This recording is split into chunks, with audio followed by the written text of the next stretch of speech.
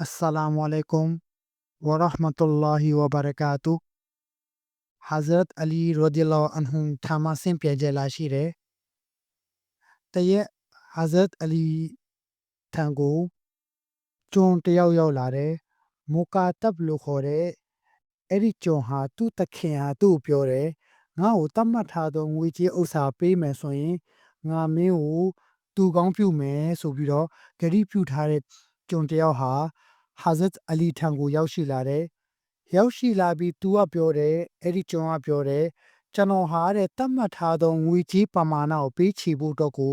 မတက်ဆွမ်းနိုင်ပါဘူးထို့ကြောင့်ကျွန်တော်အားအကူအညီပေးပါဆိုပြီးတော့သူဟာဟာဇတ်အလီထံကိုအကူအညီလာတောင်းတာ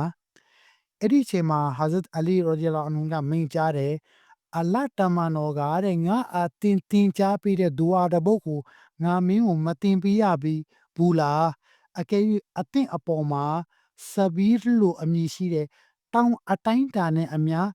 အကျွေးတင်နေပါလေနဲ့အလောရှင်မြတ်သည်ထိုအကျွေးများကိုကြည်စီလိမ့်မယ်ဆိုပြီးတော့ဟာဇတ်အလီတခင်ကမိန့်ကြားတယ်ပြီးတော့အတင်ဒီဒူဝါကိုတောင်းပါဒူဝါကတော့အလ္လာဟူမကဖီနီဘီဟာလာလီကာအန်ဟာရာမီကာဝအဂူနီနီဘီဖဒလီကာအမန်စေဝက်အတိပ္ပယ်အိုအလ္လာအရှင်မြတ်တားမြစ်ထားသောအရာများစီသို့တွားရန်မလိုအပ်ရလီအောင်အရှင်မြတ်ခွင့်ပြုထားသောအရာများဖြင့်ကျွန်တော်မျိုးအား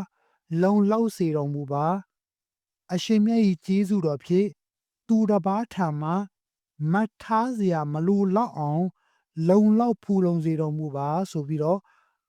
ဒူအာလေးကိုတောင်းခိုင်းတာဖြစ်တယ်ကျွန်တော်တို့ဒီလည်းပဲ